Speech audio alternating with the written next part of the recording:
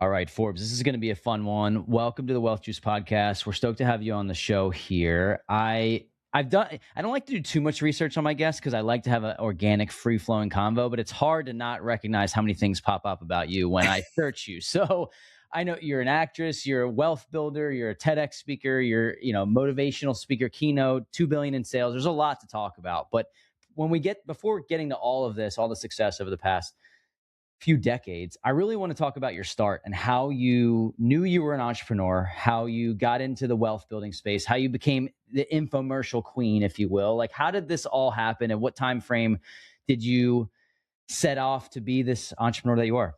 And how much time do you really have? I didn't ask to an hour. There you go. It's funny. I didn't ask you this question. Can I share my screen at all? Because there's some fun things that pop up visually that I think help tell some of the things that you just asked. Sure. Let's see if I can do this. For the people that are watching on YouTube, they'll be able to see it. Yeah, and then the people who won't, I'll do my best to describe that. So let's go back to day one here, which is fascinating to me. I'm the daughter of Ukrainian immigrants, and who kind of believed that enough was enough. But my dad was an entrepreneur before his time. He was a machinist who always went from job to job. So technically, he never worked for anybody. And so I got that kind of mentality that you should work for yourselves. But they were very lower middle class. And then my dad slipped and had an accident. He spent 3 years in the hospital. So I know what it's like to be flat broke. But my story itself starts really young. Let me see here, sharing this screen, and you guys will have a fun taking a look at this. So I go off to elementary school, and my teeth are on all different directions. In fact, so what you guys are seeing are literally photos of that. That's a mold that they took of my mouth when I was in 1968, by the way. I was 8 years old, and my mother saved it. Okay, my mother was a bit of a hoarder, and my dad was a bit of a crazy inventor, introvert, who was also a magician, who never really talked to anybody but me and my family. And so they looked at my teeth, and they put me in braces. And not so bad. Did you guys have braces? I did. Yeah, how many years? I don't know. 3 years. I need them again. So yeah. Okay. Well, 8. They took a little girl at 8 years old, full set of braces.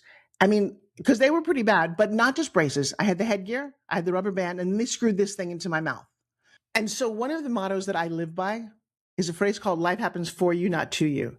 When you go through really crappy things, you don't really think about, oh, wow, I'll get to use that as a lesson. But I look back on it now as all the things that you mentioned that I do, and I do a lot of things. And for the longest time, they had no rhyme or reason. I hosted a national radio show for Westwood One. I was the host for 3 years with Jerry Seinfeld and Robin Williams and Ellen DeGeneres of The Laugh Factory. So my comedian. But wait, I started the X Games with Stuart Scott, and then I did infomercials and I did Broadway. And everyone would always say to me the same question: Forbes, you're all over the place. I'm like, no, I'm just communicating. And I truly believe that that's what I was doing. Once I could speak, I didn't want to stop. And it's taken me all over the world in so many different careers. And then I love this. And I also know that to be really successful as an entrepreneur, I would tell your listener, don't do what I did. Focus on something till you get really good at it. Because for the longest time in Hollywood, I was an actress. I've done movies, I've done Broadway, I've done soap operas, and I was a TV host. So between infomercials and when cable TV came out, everything needed to be hosted. I hosted a dog game show. I hosted 2 national talk shows, but they were 2 different agents and everyone got kind of confused. And I've come to understand that you can do more than one thing, but just like a buffet, you can eat more than one food, but you look stupid if you eat them all at the same time. So like 16 forks in your mouth. And so that was probably the biggest thing I would do differently moving forward in the advice that I give. And by the way, I've taken that advice, and in the last 6 years, I started a new company, and that's all I have done is the one company, and we have 100x'd last year in the first 2 months this year. Like, we're on fire. And because my partner, who's also my daughter, who is 23 years old now, literally said to me when COVID happened, she's like, Mom, I appreciate that you have a fitness product and you're on home shopping and you make millions in a day, but you love pitching. And she said to me, pick one. And it was like trying to pick between my twins. It was almost impossible.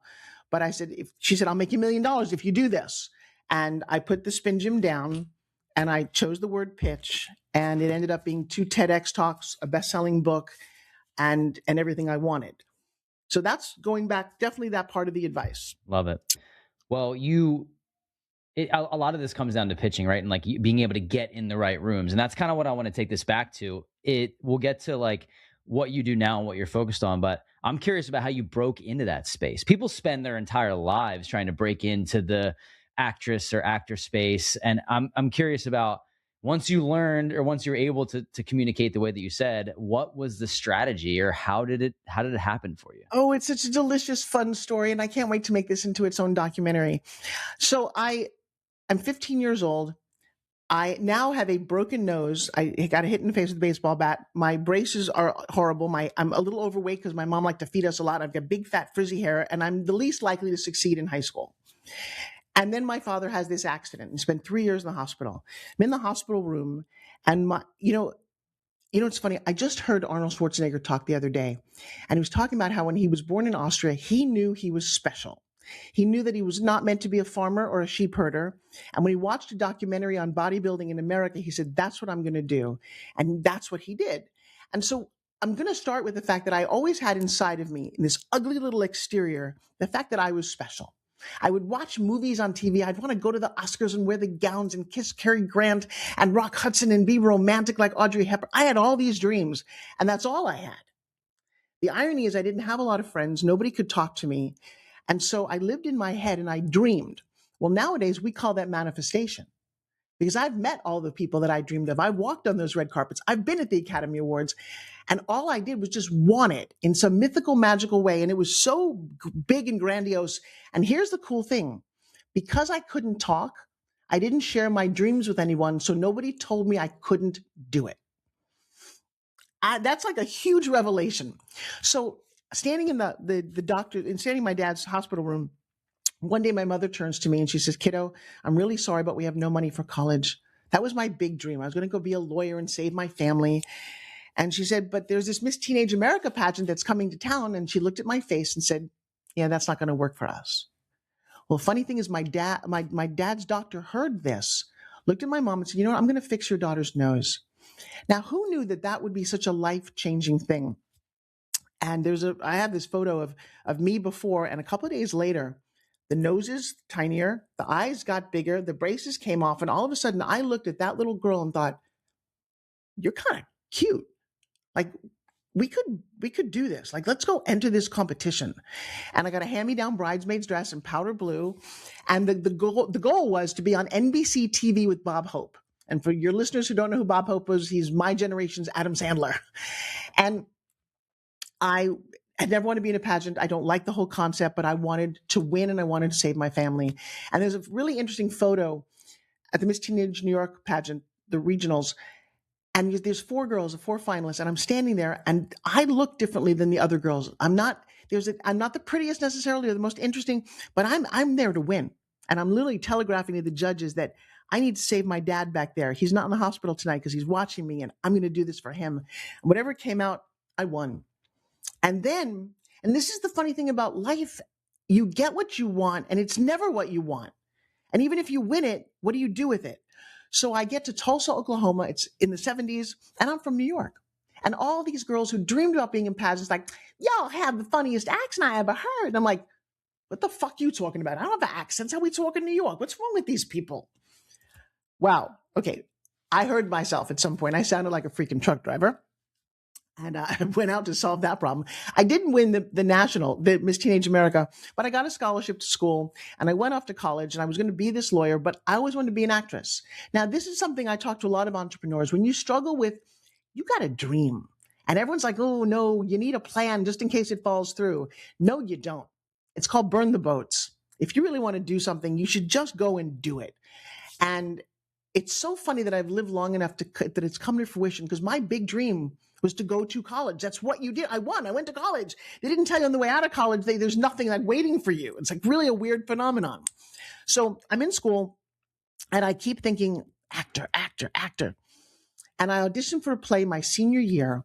Now in high school, I never got any parts. I was always the townsperson or the chorus or I think I was in the background. So I auditioned for this, and Shakespeare wrote this play called As You Like It. Rosalind is the lead character and she's on stage for 2.5 hours and she's a big deal. So I audition, I go to the call board waiting to figure out, okay, what townsperson do I get to play? And my name's not there. And I had a moment and I remember this so clearly that I thought, man, you're not even good enough in a college production to get townsperson. This is what we all do to ourselves. We sell ourselves so short. I looked at the top to see who got the role, and there's my name. That was a life-defining moment. I went to the director and I'm like, I think you made a mistake. I mean, I really don't understand. Me? You sure, right? And he said, what are you talking about? He said, you're my ideal Rosalind. He said all these amazing things that only I had heard inside of me because my exterior was always so awkward. Want to hear the crazy thing about Professor David Richmond? The guy was 100% legally blind. He couldn't see anything ever. He only heard. And the play was a success. And based on his belief in me, I called my folks and said, I love you guys so much. I'm not going to be a lawyer. I'm going to go to New York City. I want to be an actress. And my mother's crying. She's like, we can't help you. And I'm like, I'm going to be okay. I had a vision about this. I auditioned for my very first movie and I got the lead role in a movie called Splatter University. It was a 1980s slasher horror film. And I played Julie Parker. And that was the beginning of everything. That was the beginning of me going, whatever it is that you want, babe, go get it. And the truth is I've done that. I got my SAG card that way. I did soap operas and I never got it the way you were supposed to get it. I did a lot of back doors and I am now for the first time in my life revealing the truth of how I got some of this. There was a lot of Me Too movement. There was a lot of casting couch. And I was a young 20-year-old running around Manhattan. And at some point I'd had enough. I didn't want to sleep my way to the top. And so, but you needed an agent or a manager to represent you. So without asking anybody, I opened an agency called Creative Management for Artists. I hired a woman named Lindsay Maxwell. She's British. And Lindsay Maxwell sounded a little like this. And she would pitch Forbes Riley for everything, for commercials, for movies, she loved Forbes. I was her only client. I also was her. And I pretended to be her for 3 years. And I negotiated my own deals. And except for one time when I'm on set and somebody's like, I have to call your manager to discuss this. I'm like, I'll be right back. And I pulled a Superman in a phone booth because we didn't have cell phones back then. And I'm living, at some point, I think the cool thing, because my life was so awkward when I was a kid and I lived in my head, I've always lived my life like it was the movie. Like you get to kiss the romantic boy. And I'm living it right now. I'm in love. My man is so handsome and so beautiful. He's an award-winning bodybuilder. And I look at him going, it looks like what you would do in the movies, right? And so that's a big secret of my success. So if you've ever tried getting a mortgage, which I'm sure many of you have, you know how daunting and discouraging it can be of a process. The slow process, paperwork, being told no without any real explanation. One time we were even told that taking out a home equity line of credit on an investment property wasn't even possible. So that all changed when we were introduced to Neo Home Loans. What makes Neo different is literally how they approach lending. They're not just checking the boxes. They're legit problem solvers. They look at your entire financial picture and explore multiple angles, literally until they find a strategy that works. They helped us reposition our portfolio, pull out lines of credits to scale, and structure everything for long-term growth. And on top of that, their rates were some of the most competitive that we've seen. They just literally did whatever it takes to find a solution. For us, Neo has become our liability advisor, the same way you have a financial advisor on the asset side for the liabilities. If you're serious about building wealth through real estate, it's worth sitting down with them and getting your lending strategy dialed in. If you want to book a call with them, click the link in our show notes. Their team is unreal, but don't just take it from us. Find out for yourself. So Forbes, it's so bizarre saying all these things, by the way. What's that? It's so bizarre. You guys, how are you reacting to all of this? Have you ever heard this story? One of the questions that came to mind, and I'll let Ryan jump in here too, but one of the questions that came to mind is, I've always heard this, that you don't dream big enough, you don't think big enough. I'm curious, as an entrepreneur that you are, how much of true delusion has played a role in your success? Like, not even realizing how hard it is to do the things that you're trying to set out to do and just doing it and then dealing with the consequences or the repercussions later. I'm going to say something. You don't know who Groucho Marx is, do you? So Groucho Marx was around. He used to have a talk show, long time. And he used to have a duck that came down. If his guest said the word that the duck had, the duck just came down, because I choose a word every year. And my word for this year, my friend, is delusional. That was so funny that you just said that. How important is that? Oh my gosh. No, most people, I coach. I've got over 100,000 students right now. I watch people fight for their mediocrity and get it all day long. Very rarely does somebody dream so big that because the ones who do, those are the people that you're interviewing. And I'm sure for all your listeners, the more you listen to these stories of millionaires and billionaires, they had outrageous, big, hairy, scary dreams and then got them. I remember listening to Steven Spielberg, who, when he was a young guy and walked onto the set of Universal, couldn't get arrested, but he found an empty office and literally set up shop for a couple of years on the lot. That's freaking delusional. Who does that? And so you hear these stories over and over again. And you just have to remember that, because, again, if you ask too many people their opinions, they'll tell you, oh, you can't do that. That's what people always said to me. Oh, you can't do that. My parents always said, good enough is good enough. I'm like, no. And so you align yourself with people who are just really big dreamers, or you're out there by yourself. For a long time, I was standing on a very cold tundra going, how come no one's out here with me? Love it. Well, I appreciate you being so candid and sharing even just like the ins and outs of, like, how people did make it to the top. And you're saying that a lot of people, the way was to sleep your way to the top. And, I feel like if somebody like me who's outside of that sphere, I kind of think that, but you never really know how it works. And I'm glad that you're able to be candid about what it was like and what you didn't want to do. And I think that's important. So, well, can I share something with you? It's just come to fruition now, the decisions that I made, because I impact a lot of people's lives, and I know that. And that's been one of the best things about what I do, is I get to hear the feedback. And thanks to social media, people write me every day.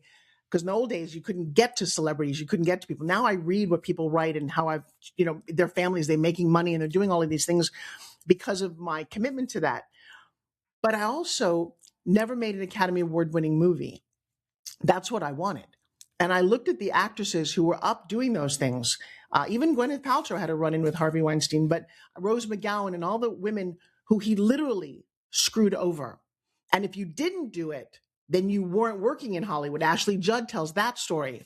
So I never opened that door, but I had a lot of lesser doors that were like, okay, I don't want to do this, I don't want to do that. And I made a firm decision what I was willing to do and not do. And now that the whole Epstein thing is coming out, I was a massage therapist for a while. That's how I made a living. And I ended up in a hotel room at one point doing a massage in a hotel a very expensive hotel. They knew I was in the room doing this. And the guy's like, well, just finish me off. And I'm like, crosses, I don't want to do that stuff, because I knew what it would do to my soul. But when you're pushed in a corner and somebody makes you do that. So I haven't gotten to make the Academy Award winning movie yet. By the way, you notice what I just did? Your languaging, and I teach this every day, sculpts who and what you are. And I have people, there's words that I'm going to tell you guys, stop saying these words. They're keeping you small. And so I didn't have to deal with that, because I wouldn't be who I am if I'd sold my soul. And I'm very sad, because some of my beautiful heroines, actors that I wanted to be, you don't see anymore. Yeah, that's amazing. Now I want to get to you were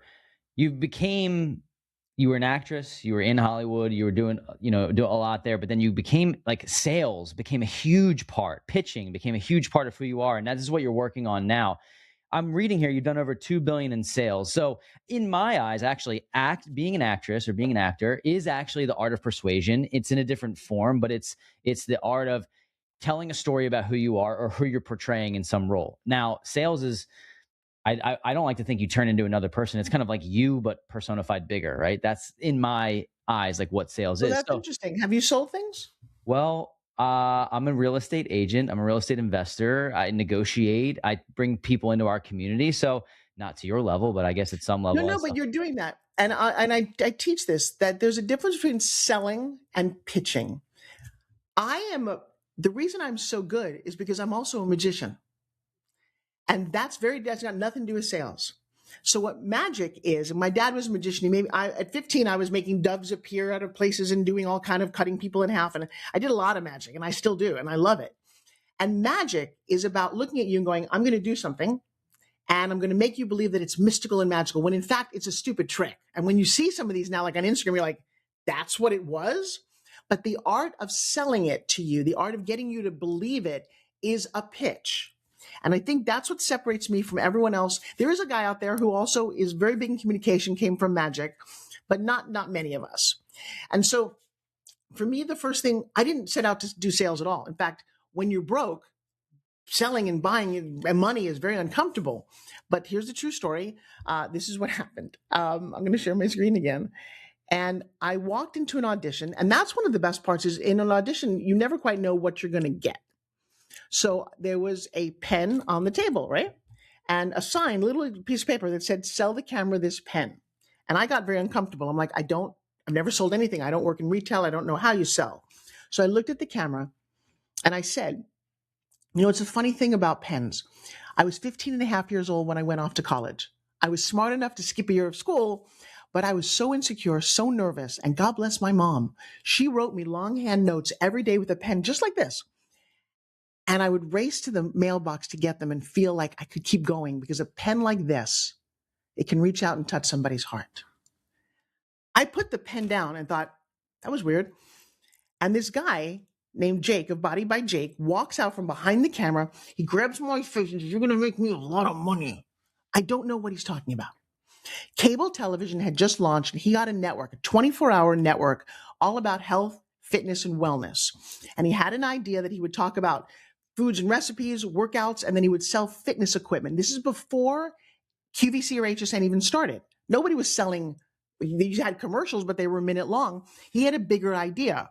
Well, the crazy thing was, and he said, you're going to do this. There was no teaching. There was no guidelines. There was nobody. He said, watch what I do a little bit and do your own thing. And he would bring me these products. And the cool thing about YouTube is you can see this on YouTube. And he would bring a product and I got it. I would meet the inventor or the president of the company and I would turn to the camera and just enroll them. So we basically pioneered the idea of how do you get a piece of fitness equipment to somebody through a camera who can't touch it. I did this for 5 years, 1,500 different products. And I just want you to look at these. Each one of these little squares is another episode. Each episode is 12 and a half minutes long. There's a tooth whitener, there's a bread man, there's a roller skate, there's an ab and thigh maker. And I got to tell you, and I got it. I don't know why I knew how to do this. But the funny thing for me was I never had a good body. I was never like super fit. I always wore these jackets. I always covered up my body. And they would bring on these models who all had abs and were wearing bra tops. I could never do that. But they couldn't do what I could do. And so it was kind of an interesting like redemption because they'd bring on a cute model, God bless her, and she'd go, okay, so like, what are we doing? It's like, okay, so this is all about abs. Okay, so what do I have to say? And the irony is I knew what to say. I just did. It came, Jake sold this network for $500 million in 1993. And at that same time in the early 90s, infomercials happened. And the crazy thing is that was a man's thing. You go to the carnival, you go to the home show, it's always a guy telling you, hey, you take this knife and you can cut through a tin can and then slice a tomato. There were no real women because it's kind of a macho thing. But being magician's a male thing too. There's not many female magicians. And then they needed a girl to stand next to the man to look kind of cute. What they didn't know is that I was really good at this. And I started writing them, producing them. And then you just took a quick glimpse of Jack LaLanne. And Jack was a fitness guy. Again, not a salesman, just doing what he was doing. That's what's the best lesson of this. And in that particular show, they had hired a very famous television actress. I won't say who it is. And she read the lines and the show didn't work. And so they came to me and said, look, can you pitch that, kind of like you do on that series that you do? So I'm going to show you something. That's me and Jack. And by the way, for everybody listening, next year, Mark Wahlberg is going to play Jack LaLanne in a biopic. He was a very famous, your grandparents grew up watching this man on television. Can I play a little video? Can you hear this? Because this is 30 years ago. For over 50 years. It is my pleasure to introduce to you a couple of living, breathing testimonials to the wonders of juicing, Elaine and Jack LaLanne. Hello. Jack, How are you? How are you, I Elaine? want to hug too. Oh, absolutely. Look at you guys. I was with you on television 34 years, and what I told you was the gospel's truth. And I had one thing in my mind, trying to help you to feel better, look better, so you can live longer. And so that's the best pitch in the world. I'll tell you why. It's not about him. He had one little eye, but it was all about you. Most people, when you go to sell or pitch, go, well, I do this, or I had this transformation, or I love this product, or I'm passionate. That's not how you get someone to buy it. It's like, hey, this worked for me, but if you're stuck at home and you want to be healthy, I've got to, there's a lot of lessons I can show you about that. That show went on to sell $1 billion. With that one infomercial ran for 8 years in 80 different countries because that really was the ideal pitch, great teamwork. And he wanted it for you at home more than he cared about himself. So Forbes, the fact that you were like you did so many different episodes and infomercials, you had to be a chameleon and sell all these different types of products. It's not like you had this this blueprint of this layout that was there for you.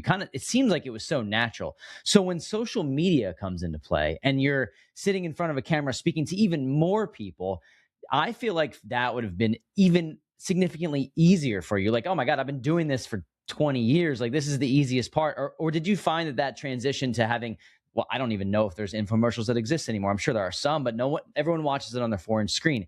So was that transition easy or harder for you? So the transition was before that. The transition from tape to infomercial, I did 197 of them, was to live home shopping. That was the precursor to TikTok and all of those. Then the difference is those are big institutions. You go on a home shopping on QVC or HSM, and you have to sell between $2,000 and $5,000 a minute every minute that you're on. There's some real parameters to there. And I remember the first time. In fact, I took an infomercial product that I had, and I failed. Here's the beautiful thing about failing. If you win, that's great. If you fail, that's great. Learn the lesson. And so I got invited out to QVC. I was living in Los Angeles all the way to Philadelphia. I get there, giant studios. They had all of these cameras with nobody behind them, and I couldn't figure out which camera to look at. The name of the product was called Biodepolis. And I'm like, learned a lesson. Never say a product whose name you don't understand. And it retarded the growth of your hair. It was like a hair slower. I'm like, I don't say the word retard on TV. I said that word. I was like, that sounds terrible. It should have been a hair removal. That would have been great. And I'm out there with this person who I've never met. I'm looking at these cameras. I'm lost. I hate it. I'm like, this is horrible. And I left. And I said to myself, I'm never doing this again. This is stupid. I don't like it. 2 years later, I got a call saying, hey, you want to come to QVC? I'm like, no, that bad place. And she said, no, let me explain this to you. It's a fitness product, and you're really good selling fitness products called an Orbitrack.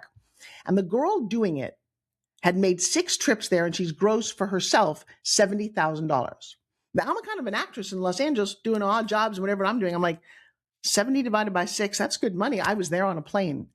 In my first year, I tripled her sales. I did well over $200,000. I did that product, one product for 10 years on that network. And I became the health and fitness expert. I mean, because when I finally realized when you're talking live, this is how I developed my formula, by the way. So when you're scripted, you have all kind of things to think about and conversations to have. When you're live, your mind is going all the time. And so one of the biggest lessons I teach, I now have a formula. And step number 4 of the formula is called assumptions. Who are you talking to? So when we guys started talking, I said, who's your audience? If your audience was all over 60, that'd be one conversation. If your audience was high school people, kids, I would be communicating differently. And so I remember thinking, okay, it's Tuesday at 9 a.m. I'm selling an elliptical glider. Who's sitting at home? Who am I talking to? And this is why you never have the perfect pitch. There's no such thing. But there is the perfect pitcher. And a perfect pitcher is flexible. They understand why you want it. And you never start with the product. You don't walk out going, hey, guys, I've got this great fitness product and you should get it. No. Why do you want it? So I would go, if you're at 9 a.m. on a Tuesday, you're sick at home. You got a cold. Maybe you've got an immune disease. Maybe you got fired. Maybe you have a new baby. Maybe you're taking care of your parents. Okay, all of those things. So I would literally say that to you. Hey, if you're a new mom, let me tell you something. You got that little tummy? This is a great way to do it. And I would make those points to individual people who, by the way, only existed in my head. Then you go back on at 2 a.m. in the morning. And you have to sell as much at night as you do in the morning. And like, oh man, who's up at 2 a.m.? People who are not sleeping, people having a fight with their spouse, people who are broke, people who work at night.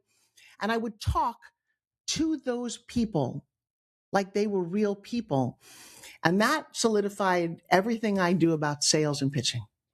You know, I never said this on the podcast before, but I was a QVC model when I was 2 years old. So I was on there. I don't know if you said Philadelphia, so I don't know, but I was, my mom has always told me this. Has got photos of me as I like modeling toys or something. I didn't last very long. I was cute when I was 2. I turned 3. I got ugly. So, but it was fun. It was something fun that I don't even remember it. My parents talked to me about it. So the QVC connection is interesting there. I want to get into your book now and like the art of this pitch. And you kind of actually mentioned before we get there, have you seen this? You know what this is? I don't know what that is. I know. All right. So before we leave that, remember I said I had to focus. Well, I don't have to focus anymore. I have a time expiration of my focusing. I didn't talk about it for 5 years. I went and created my own fitness product. And I learned a whole lot of lessons because I went on a national reality show and got my head handed to me in public. And Spin Gym is what this is called, was the number one Google word. Forbes Riley was number 3, and it wasn't good.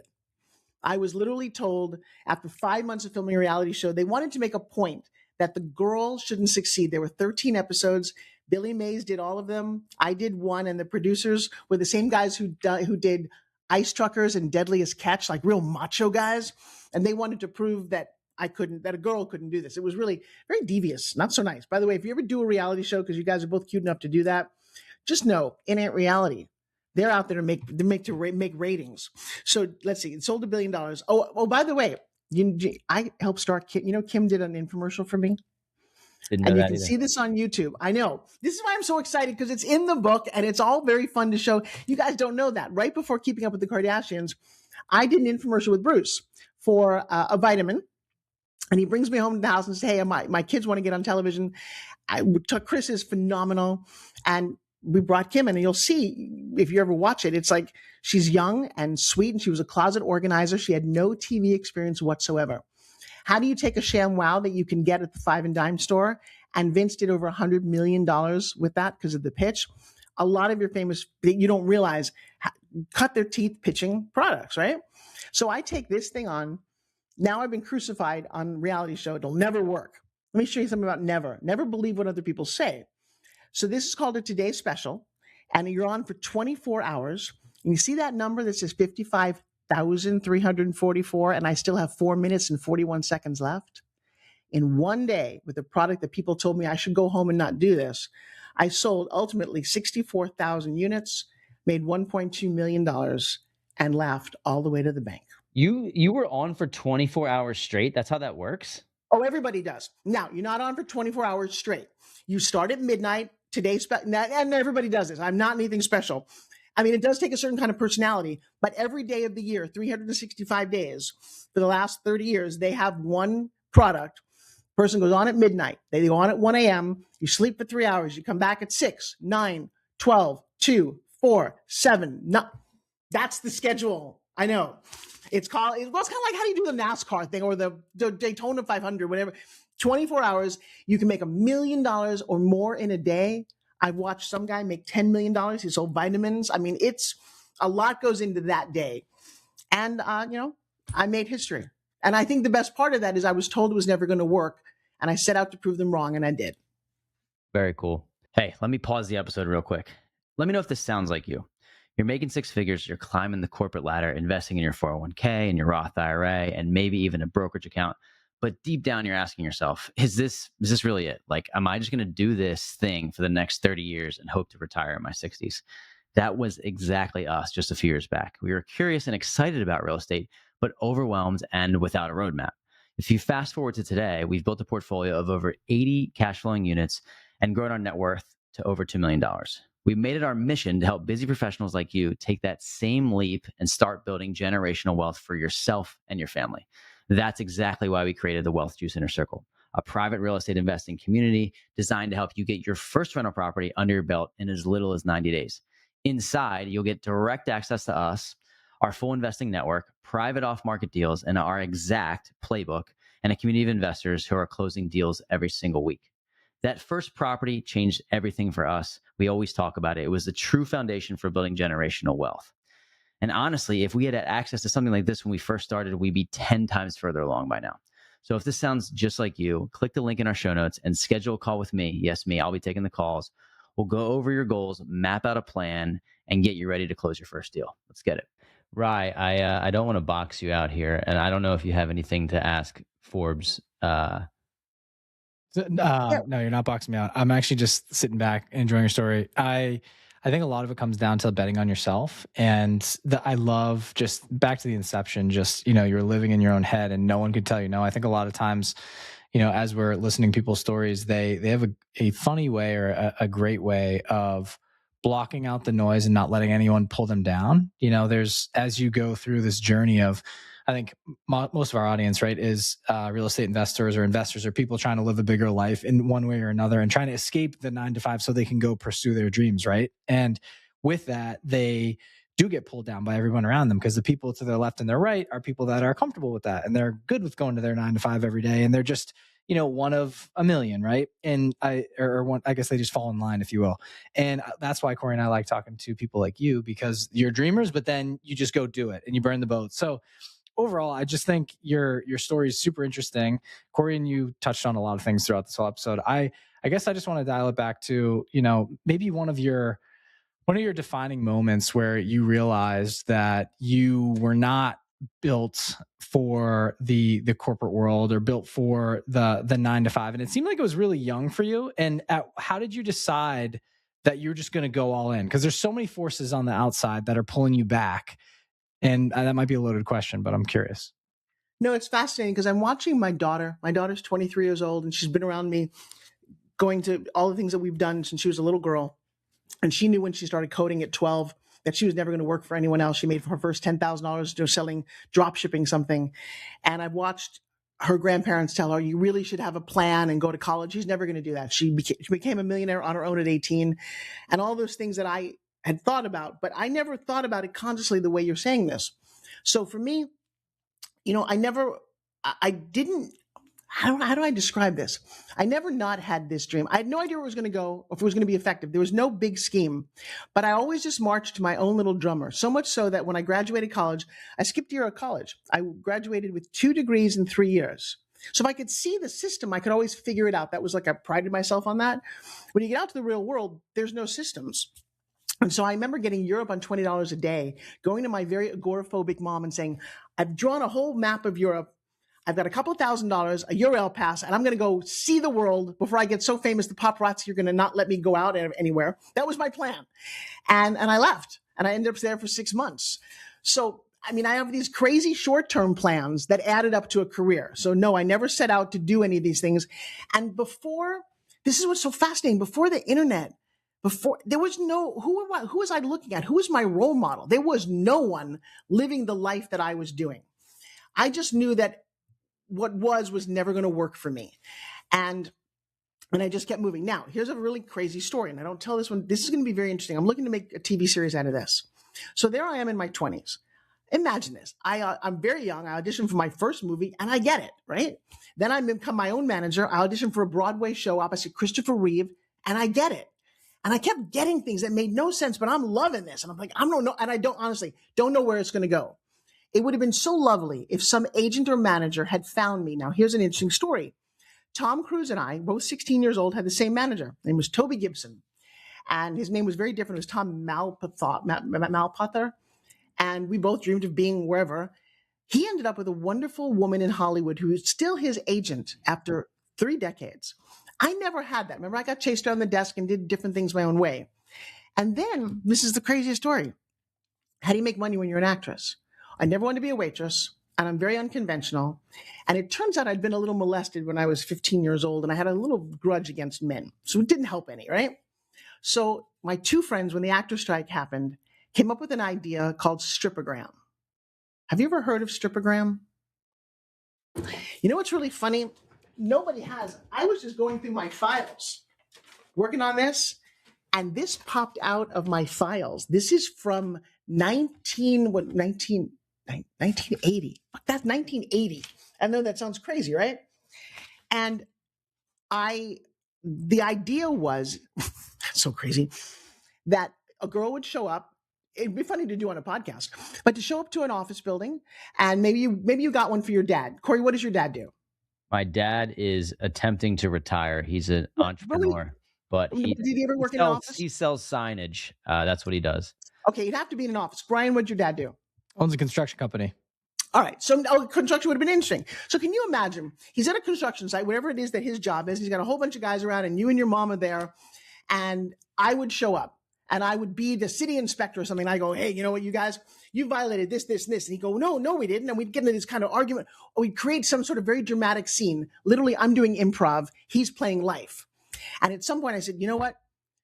We could take you to jail for this, but I want you to listen to your rights. I want you to, and I was like, what? I'd take out a boombox and it would be happy birthday, da-da, happy birthday. And I would sing happy birthday to Hello Dolly. And everyone would go, oh, that's so funny. He was just singing Telegram. She's not real. And then the music would go, da-da-da-da-da, da-da. And I'm wearing 10 layers of clothes underneath my suit. I have got a slip and a bra and a this. And I have 3 rules. No sex, no nudity, and no touching. Moms loved me. Wives, they were the ones who gave me the biggest tips because all I did was embarrass their honey in front of all of his work people, put him in his spot, and I made unbelievable amounts of money. I stopped Wall Street for 7 minutes because, and this is long before there was any security on Wall Street, and I've got a photo of that because somebody hired me for a guy who was yelling and screaming stocks. I did these everywhere. I did one on a commuter. And for me, I mean, this played into my life as a movie. They would give me a person and I would create scenarios. I did one as a policewoman. I went in some party. I was on soap operas playing a character in a soap opera and then did it to one of the lead actors when he was retiring. I have 1,000 stories because I did this for 10 years on and off, made crazy money, all in cash. And it allowed me the freedom to go and do my acting career. So all this plays into, I just want to touch on this. I know Corey has another one for you, but this story about the stripogram, but then also you as the female Clark Kent, going back to you being your own agent. I think it's incredible. And like a movie should be made about that. I think about a couple different movies about the 80s and things like that and infomercials. And let's just get a movie about you. And but it all plays to not only betting on yourself, but not caring at all about what other people think. Or if you do, you're not acting like you're not letting it like chokehold you, if you will, and just going and doing these outlandish things or things that people think are like cringeworthy. Like think about people even posting on social media today or like giving their thoughts. Like a lot of their friends or people around them be like, "Oh, do you see they posted? That's cringy." Where like you're just unapologetically you, and I think that's allowed you to do so many different things in life. And you have these blinders on that are just like, I don't care. Like I'm doing me, and this is what you're gonna get, and that's what you get. And I think it's a superpower within its own. It's something that you probably get even more calloused and more confident over the years having done these and seeing the results. But for a lot of people, I feel like they're afraid to be themselves and do this or lazy. And I'm just reading between the lines. And this is kind of like me seeing your story, saying all these things and grabbing all these things. Your story is so unique. And that's only 2 little anecdotes that you've shared. Probably a million. It doesn't even go into the fact that I used to tour around the world at Club Med and get invited to go create games there. A whole other side of my world. You're like, wait, you did what? My husband pulled up a video last night, and it's kind of bizarre that he did. It's a story of people who have no. I'm going to start to cry. It was an animated story about people who have no friends. He said, if you grew up and you have no friends or you've been alone most of your life, odds are you're very successful. Odds are you can be alone with your own thoughts. Odds are you prefer that. And I'm such that in that story that the first night of COVID, when it was a rule around this country, you could not go out on a Friday night. You had to stay home. I'm like, oh my God, thank God. Because I turned down invitations. I'm like, I just want to stay home and sit and watch TV. And now you had to. That was like the coolest time. Clubhouse came out at that time. And the next thing you know, I dominated Clubhouse for 2 weird reasons. One, as a woman, you always have to put on makeup. I had to get nice up for the Zoom. Bullshit. You know what? I'm on the phone. And so, do you remember Clubhouse? Oh, yeah. It was short-lived, was it not? No, it was 1.5 years, and it changed my life. It changed everybody's life, or anybody who keyed into it. I mean, I'm on there. Grant Cardone and I got a new relationship together. I launched my business there. I did so much damage because 2 things. One, the beautiful love of my life was in a horrible motorcycle accident, January of 2020.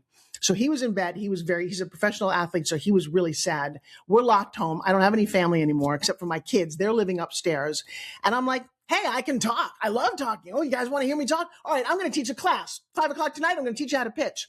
And I talk sometimes for 20 hours a day. All I wanted to do. I spent a whole weekend in a bathtub doing this because you couldn't see me. And I mean, again, goes back to who is this girl? Because I have no one to answer to. I never did. And there are times when I look around going, and I know millions of people don't, and I'm friendly with so many people. But when something amazing happens that you want to call your friend, I call my husband, I call my kids, and that's pretty much it. That's a weird way to live. There's a lot of us out there, though. a lot of super geniuses. You don't communicate well. I have a fair amount of ADHD. I don't do small talk well. At dinner parties, if I'm not the center of attention or the speaker, I sit there and I'm technically like a little awkward and I don't drink and I'm like, I just want to go home. So Forbes, I actually, this is something that I realized as you were talking. I think there are some people, you can't have it all. You know what I mean? And you have some, like, either you have some, people have some sort of like, you have a peak and you have a valley in certain aspects of your life. And I'm really appreciate you sharing and being candid about this, because on the surface, it's like, you're winning. And a lot of people win in ways that they never asked for. Like, for example, a billionaire who made it to the mountaintop, and we talk about this sometimes, and they built this huge thing and they say, I'm doing it for my family. And they turn around, their family's not even there anymore because they've just done this thing that they thought that they should do. So it leads me to my question. One of the questions we ask everyone who comes on here, I'm very curious on what your why is and what gets you out of bed every morning to do what you do at the pace that have you seen my husband? I don't want to get out of bed every morning. Well, I gotta look this guy up. I don't know. Joshua just came home. You want to? Okay, I'm not joking about it. Let me show you something. This is not a joke, and I love these questions. And I'm just going to start to. And as I'm now going on media tours, and they're all telling me what I should and shouldn't say, I'm like, screw that. I'm going to say whatever I need to say, because I think people need to hear this. Because if you are unusual and different, I used to say that I was the leader of the misfits because I didn't meet a whole lot of people like me. I met a lot of people who were unusual and smart and different and weird, and we have managed to survive.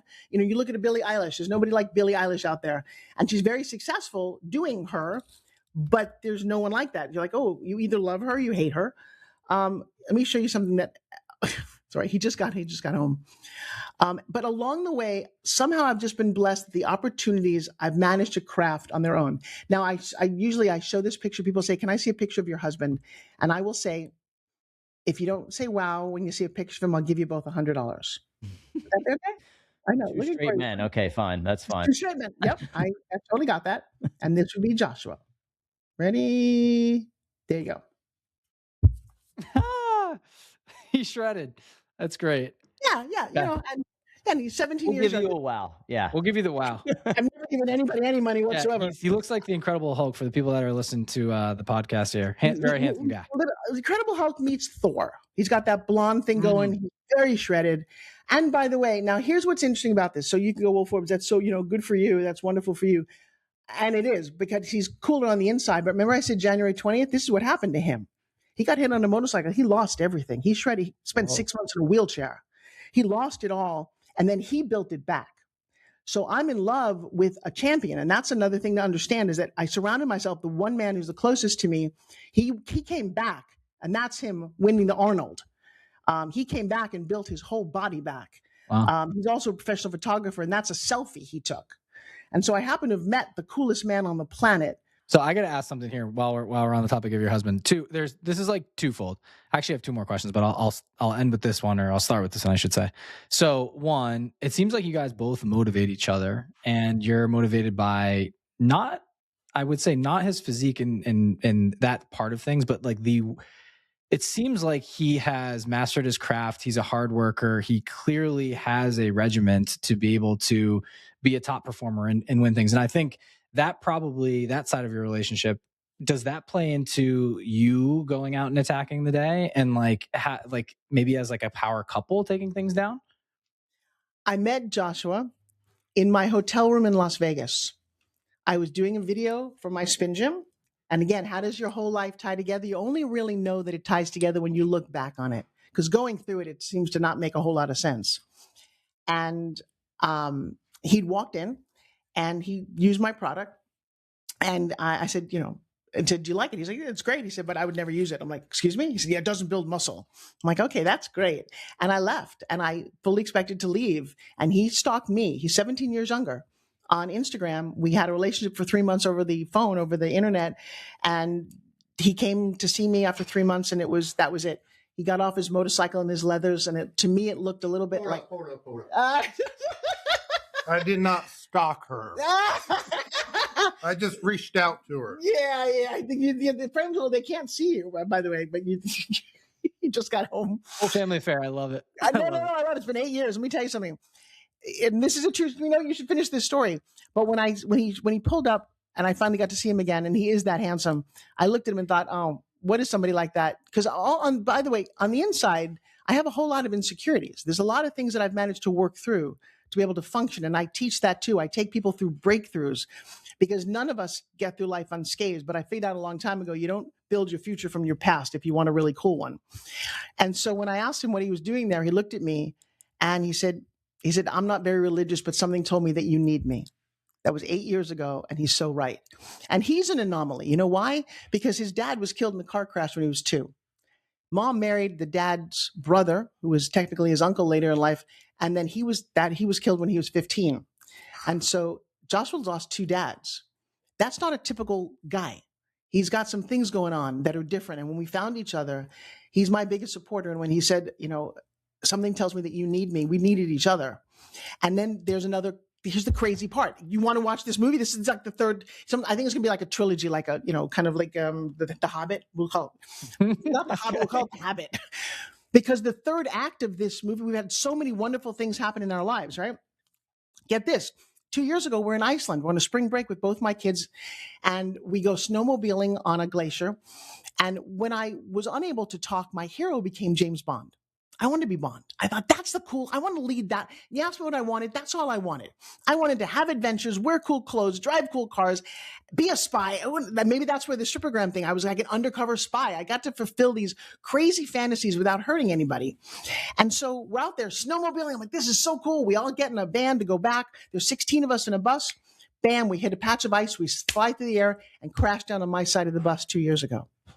My story might have ended there, and you'd read about it in Facebook going, she did that. I tore my shoulder. I wake up, there's glass everywhere. My face is on the street. I don't lose my eye. I don't lose my cheek. We get out of the van, go to the hospital. I'm in an unbelievable amount of pain. I tore my shoulder to shreds. And as we're leaving Iceland the next day, the volcano explodes.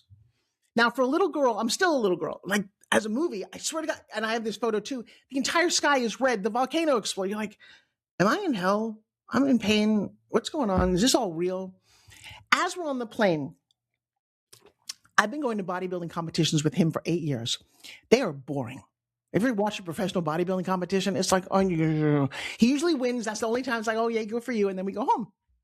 I never wanted to do that. I never had a body. Remember I said I used to wear my jacket over my clothes because I never looked that good? So, and then we did our body fat scan that year in January. I was 33% body fat, which is big. And I was the heaviest I've been in a long time. Why? Because for the last 5 years, I did what all the entrepreneurs dream about. I built a business. I sat behind a desk. I did webinars every week. I did coaching. I created courses. I did all the things that everyone said you're supposed to do. And I didn't go to the gym. So, but that was fine with me. I was 60 something years old, right? How fit do you need to be? We're sitting on the plane. He turns to me and he says, there's a bodybuilding competition in our hometown of St. Pete, Florida in 3 months. And he needs to be part of it to qualify for the Olympia. I'm like, good for you. He said, well, there is a category for women over 60. I'm like, good for them. And then something happened. As if my life isn't crazy enough, the Kevin Costner voice that said, if you build it, they will come, said, go for it. And I'm like, go for what? Go for it. I'm like, what? A bodybuilding competition? A girlfriend of mine once gave me her little bikini. It didn't fit on one of my, I couldn't get it on at all. And so I came home that night. I had a mastermind to do in front of 300 people. And I said, hey, you know what, guys? In 3 months, 99 days from now, there's a bodybuilding competition in St. Pete, and I'm going to enter the bikini fitness competition for over 60. Thank you. I woke up the next morning going, what did you just do? And I go for it. And literally that next morning, I got up at 5 a.m. I don't believe in 5 a.m. I think there's only 5 on the clock, and it's only in p.m. unless you're coming home at night. Sure enough, it's there in the morning. And I decided, how do you do this? I didn't even have a coach. I went on YouTube. I said, how do you become a bodybuilder? I found a role model. There's a couple of women in their 60s who've changed their entire bodies. And just like I've done everything in my life, I didn't have anybody help me. It's so bizarre. I should have paid a coach, but I was just so freaking stubborn. I said, I'm going to do his diet. I'm going to do the carnivore diet. I'm going to work out 2 hours every day. He's going to tell me what to do. I can't lift my arm over my shoulder. His whole training program, you don't do overhead anything. It's a strange program, but it works. 99 days later, and if I can find this, I will show you my before and after. I got on stage in a turquoise bikini and I got a medal. And then I did it again. I've got 3 medals in bikini competitions. And at 65, I'm fitter than I've ever been in my entire life. So Forbes, I was trying to figure out this podcast and how we would title it and like how we would describe it to people, because we've went in a number of directions here. But I have figured it out, and I think it's just you are not dreaming big enough, and that's really what I want people to hear from what you have to say. And I think that to me has been like the motto. I just watched this guy. I don't know if you've seen it. He just scaled a building, freehand. You know, he was like an alpinist or something. Oh yeah. And they said that he doesn't have this fear, like it doesn't exist. Right. Yeah, it doesn't exist. I actually think you also have that at least you portray that you don't have this fear of failure, and maybe you do inside, but it doesn't seem like it to somebody interviewing you. You just go for it and you just go do it. I think there's a lot of lessons in there, because people lose inside their brains a lot. They don't lose on the outside. They already have lost because they declared themselves losers. And I don't mean that to sound harsh. I just mean like they don't think that they can do something that they are very capable of doing. And let's go back to your why. I'll tell you what my why. My why is I want to matter. I want to matter. And I am business with both of my kids. And that's a big thing now, why I get out of bed for the last 6 years the way I do, because my business partner is my daughter. And there was a period of time where she woke up when she was 8 years old. She was my best friend, she and her twin brother. When she was 12, she woke up one day and said, "Who are you and what have you done for me lately?" I'm like, "I'm sorry, what?" "I hate you. Don't touch me." And I'm like, "I'm sorry, what?" For about 2 years, and she will happily tell you that story. She wanted nothing to do with me. And if COVID hadn't happened, because she'd watched me get screwed over in business. And the truth is, I do have that fear. That guy who scaled the building, God bless him. I have a lot of fear, because if I didn't, I'd be Oprah. If I didn't, you would have found me when I was in my 40s. I had a whole lot of issues to get over. And what I'd like to be, I'm technically called the Queen of Pitch. I do have a new book coming out called Pitch Secrets, Queen of Pitch. You could call me the Queen of Perseverance, because it happened and I did it anyway. I lost both my best friends, my parents, within a year and a half of each other. There's a lot of years in there where you didn't see me. Well, you probably didn't realize who I was so recently. You're like, well, why aren't you bigger? Why isn't there a movie about you? And I'm in my 60s, because for probably 10 years in there, I didn't do very well. And then I raised a little boy from South Central Los Angeles. For 12 years of my life, I told this little kid, and he's black and beautiful and amazing, that he could be anything. I told him he could be president of the United States. And you know what? He said, that's never going to happen. He was right, because he was murdered before Obama took office. He was literally walking with my haircut to church on a Sunday morning. He was 20 years old, wearing blue, and a kid walked up behind him and shot him 10 times in the back and left him for dead on the street. He was the best man at my wedding. My wedding photos on the cover of the LA Times. So do I have a lot of fear? All over the place. But I don't have any, I think as I'm talking to you guys, it's so funny. I don't have anybody telling me what I can and cannot do. So my only fear was me. And I am kind of shy, or I was. And then you get to a certain age in life and you're like, just go for it. I honestly don't now, as I'm going to show you this picture, I don't know how the whole bodybuilding thing happened, because it makes no sense to me. I'm just glad that it did. And I'm glad that I have this story and this photo, which I don't know quite how to show to you. I don't know how to show it to you. It's sitting here on my desktop, but I'm not being able to show it to you. And you got to see this, because, second window, entire screen. Well, I'll figure this out in a second. I may have to send it to you. Well, okay. I might frame it. So I will say, I need to get a laugh out of you. There we go. My last one for you. I just love your story, by the way. I just think you're a complete firecracker, and it's about perseverance, winning the battle between your ears, and just being unapologetically you. But we talked to a lot of different people who have reached certain mountain peaks and all these things. And I think it's really cool of you to dive within your core and tell us, hey, like one of my whys is I want to matter. Because I think a lot of people do just want to matter. They want to be seen. They want to be, no, we're not all going to be remembered, right? We're all just going to be a number at some point. But while we're living, to impact as many lives as we possibly can. And maybe it's the people directly around us. Maybe it's a widespread audience. But for you, you mentioned you're in your mid-60s, you have a family, you have a great business. You are striving for things. You're challenging yourself on a daily basis. Is there such thing as enough, or what does enough mean to you as you go through this journey of life? You're kidding, right? How could this ever be enough? It'll be enough when Strippergram is a TV series, when this is a New York Times bestseller. There is no enough. In fact, people ask me all the time, what do you want? And I play a game. I grill people on what do you want? What do you want? And at this point in my life, I want to wake up healthy every day. I almost died. I remember not drinking enough water, having a horrible kidney stone and going septic and losing everything. I want to enjoy every day with Joshua. I plan to be really wonderfully young for the rest of my life. And that's the only thing that I want. There's never going to be enough. I'm literally doing 18-hour days now because I want to. I want to talk to as many people as possible. I do think I have a fantastic story, and I think I went through hell and back to get here. I'm excited as hell. When I look at you guys, how old are you guys? 34. 35. Do you know what it's like for a woman in her 60s to look at two young guys and think that that it's interesting enough to hear my story? Most women are not going to sit here. My mom would have never sat here. They don't think they've led interesting lives, and they play it small, and then they die. And, I watched my dad. He used to invent crazy things. He invented a go-kart out of a half a garbage can, a lawnmower engine, paper mache, made it look like a Batmobile. Again, we were the crazy family. And I'm in his garage with all of these crazy things that he's building. And he says to me one day, he said, "Kiddo, how do I get my ideas out to the world?" I'm like, "Dad, I have no idea. I'm 8. Well, when I went home to that same house I grew up in, when they both passed away, it was still filled with all those beautiful ideas, and they never did get out there. And I remember thinking, if you don't take action while you're on this side of the dirt, when you die, it's too late. And then I watched it happen all around. I watched losing friends a lot. Here's the thing I come to understand. I don't even know if there is a legacy. People say, I want a legacy. Bullshit. Jack LaLanne was on TV for 34 years, grossed over $1 billion in sales, and your kids don't know who he is. Unless Mark Wahlberg does play him in a movie, his legacy is over. So don't fight for that. Just fight for happiness and create a circle of happiness. Live your dreams. Do what you love doing.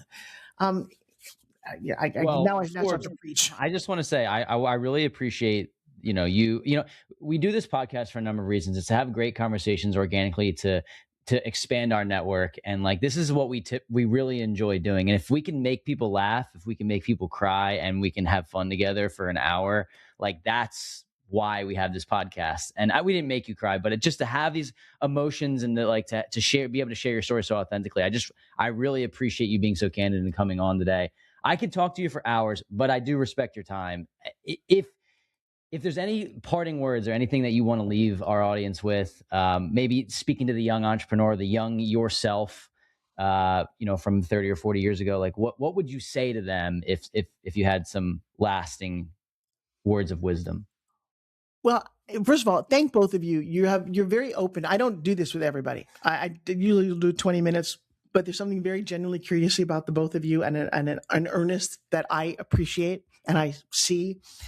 I woke up this morning and something happened today that's not happened.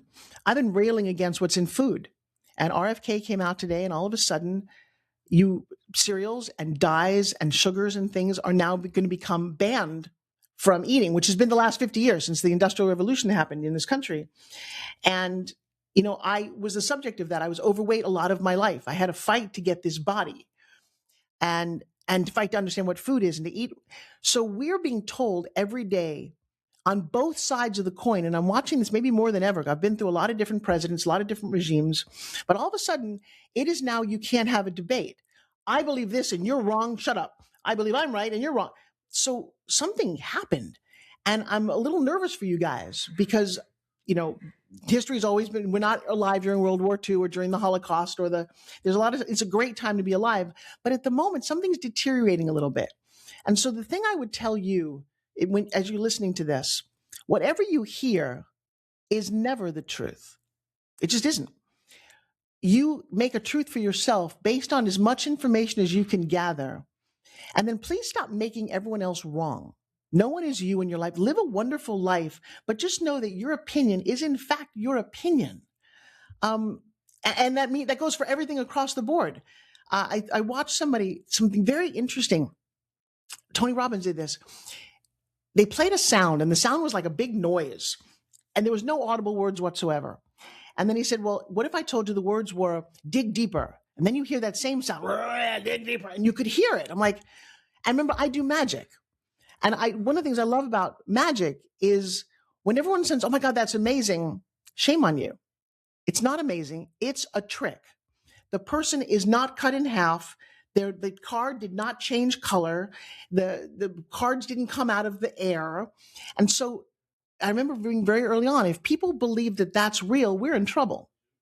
I mean, it's delightful to think that magic is real and kind of surprising, but it's not. And so when I look at the world that way, we're going to be shown things and it's not necessarily real or in your best interest. And so go ahead. I just to add to something that you just said there. I totally agree with you. I'm not worried because, and the reason why is because when I put this thing down and I go outside and I have real conversations with real people and I talk to people in my community and I enjoy sporting events, none of the stuff that they say the world is falling apart, I'm viewing in real time. So I will say this, it does look like it when you pick up your phone that everyone hates each other, but I'm not seeing it in real life. And until I do, I'll stand by that. So I'm an eternal optimist for the future. And it does look bleak when you open up that device though sometimes. So I totally agree. I'm with you 100%. The other thing I will say to everybody who's younger than me, I was 42 years old when I had my babies. I tried for a long time, couldn't. Then I went through the cancer with both my parents. It took a lot of years from my life. I finally had these two beautiful babies. And I have loved raising them. I took some time off just to be mom. All the things that were around, I loved being their educator, their playmate, their observer. God. And then the crazy thing is I'm in business with both of them. So at the end of the day, I must have done something right, because here's the irony. I'm going to wrap this up. And I've never told this story, by the way, this way ever. And maybe it's because the book is coming out and I've got a new PR company asking me to say all these things. This is a very cool interview for me, that I created the people who I talk to every day, who I'm responsible to, who have similar values to me, that I cherish, but I also cherish their missions in life. They are out there working, and my daughter will tell you, and she's feisty. Don't kid yourself. We do this a lot. It's not all sunshine and unicorns. But she, at some point, said her role right now is to make her mom's dream come true. Who says that? So at the end of the day, love the people closest to you. Be transparent with them. Give more than you get. Show up. When people do ask you to do something, be of integrity. That's the only thing at the end of your life that you have is your word. And then find a couple of goofy things that make you happy and do them. Here's another thing that's come around full circle. I grew up roller skating. This is the silliest thing in the world because no one had heard of roller skating 10 years ago. There were no more roller rinks. You could outdoor skate a little bit, but I professionally on Broadway roller skated. See what's happening on now? All of a sudden roller skating has become like this Olympic thing. It's like everybody's doing it. And on Sunday, I would take my kids and I still go down when everything else happens. I don't go to the bar. I don't go do something silly.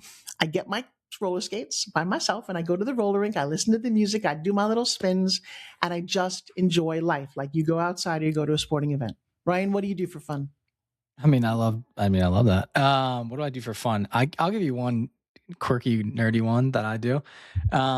So I feel like also, when you do things, you're just like trying to impress your younger self, and hope the younger self thinks you're cool.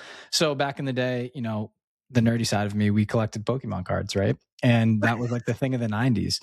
And in high school, like my buddies and I thought it'd be funny to pick it back up, be like, hey, what, and we collected some cards. And then now as I'm getting older, I've invested in real estate, stocks, crypto, all these things. And I picked back up collecting in Pokemon cards, but doing it as like an investment side of things. And I have like 3 really close friends, my brother-in-law, and we all do it. And it's so nerdy, but it's like collecting cards and playing video games together. And it's one of those things that keeps me sane. And I'm like, sometimes people are like, oh, you how do you have time for that? Like, you're supposed to be building your business, going to work, doing these things. I'm like, I'm doing all that shit. But this is something that brings me back to my unapologetically me 10-year-old self. And I'm like making that younger guy like think I'm cool. And like, it's this really interesting thing. And I think it's cool that you mentioned that, because even like there's things that a lot of people will shy away from or not want to talk about. And like, I feel like we're all just trying to chase the excitement in life and make our younger selves think we're cool or living out the life that we wanted. And that's just like a side hobby. But to me, like, I'm thinking about your story and you're looking back and like, you have these big dreams, right? And like, if your younger self could look at you now, think of all the amazing things they would say, like, oh my God, I can't believe you've done all these amazing things. And like, are you making your younger self proud now? And I try to think about that often. And that has very little to do with Pokemon side of things. But I think about, the businesses Corey and I have built, and just, I know that, wow, like a 35-year-old with it reaching the hand down to the young 15 to 18-year-old self, I'd be like, damn, that guy's cool. And like, he's got it going on. And like, and if I can continue to do that as I grow, that's the point. Like, try to grow, be the best version of yourself. Right. So appreciate you asking me. Impress your younger self. So one of the important things in my life, look for signs. I don't know if you have a number or something that shows up that goes, okay, you're on the right path. Yeah. So the house that I grew up on, my parents we only lived in one house, the number of that house. So about 10 years ago, I did something crazy, went back to my hometown, and Hurricane Sandy had wiped out a lot of it. And my parents are long gone. One or two of the neighbors, their kids are still there. And I knocked on my house door, right? Because I'm hoping my mom was going to be home. She's already gone. And a woman opens the door and she's like, oh my God, you're Forbes Riley. I'm like, yeah. She's like, I bought this house from your sister. I'm like, oh, wow. She's like, do you want to come in? It's like, okay.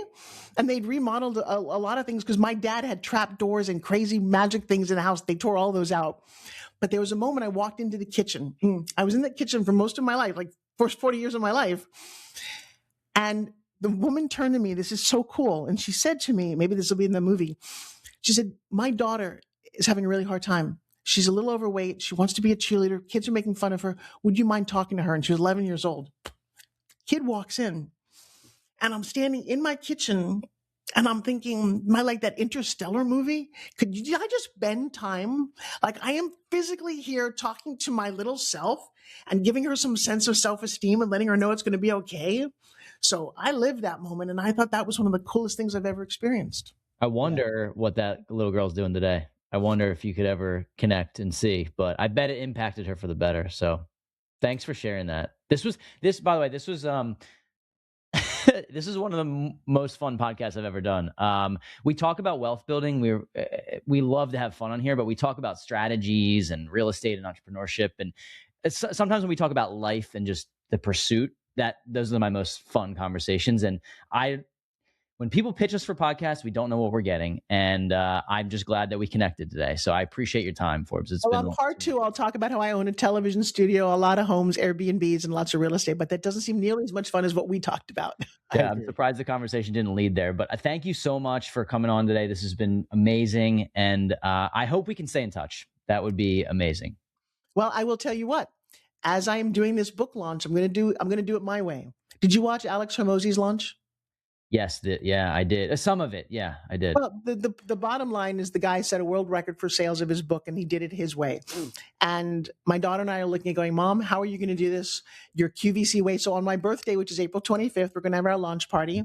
And the crazy thing is I've got color photos in this book of everybody. I'm the least famous person in my own book. You'll know everybody else from all the world of infomercials. And so we're going to have a big pitch party. I would love to come back and maybe just talk about what we're doing. And who knows, because I have a question for you guys, but I'm not going to ask it. Next time I see you guys, because there's something very cool about the two of you. Congratulations for being in business. You don't find that a lot. Partnerships should be cherished. When they work, they're the most precious thing on the planet. That means a lot because we've been through good times, bad times, but like our constant is it's been fun. So, and my fiance's birthday is April 25th. So that's pretty cool. And I'll be in Miami. So I'll be not too That's more than, but that's that sign. That's more really how, 365 chances you got that one right. She's a wonderful woman. Keep her. That's the goal. Not to get married, but to stay married. So thank you again, Forbes. Just a great conversation, Ryan. I don't know if you have anything else to wrap it up, but no, this was awesome. That was one of my favorite to date, and I look forward to staying in touch. We'll be in touch about part 2 because I do want to talk about the real estate side, and then we'll get further into your book. But this was a breath of fresh air. Thank you so much. Thank you guys so very much. Before we wrap this show up, I want to leave you with this. If you're listening to the show, chances are you're doing pretty well in your career. You're making maybe 6 figures. You're putting money into your retirement accounts, maybe stacking some cash in a brokerage account, but you're still waiting for that next level. And here's the truth. Waiting just costs you time. Every month you're on the sidelines is another month you could have had a property paying you and another step closer to financial freedom that you didn't take. Ryan and I know this because we stayed on the sidelines too long. We talk about this sometimes. We had the money, but not the guidance. And once we finally got our first property, everything shifted. It was the catalyst that built our entire portfolio and ultimately gave us freedom. And that's exactly why we built the Wealth Juice Inner Circle, to cut out wasted time, just give you the exact blueprint and surround you with a network of people who are closing deals every single week. So if you're tired of waiting and you're ready to finally get your first deal, click the link in the show notes and schedule a call with me. Let's map out your strategy and get you moving before another year slips by.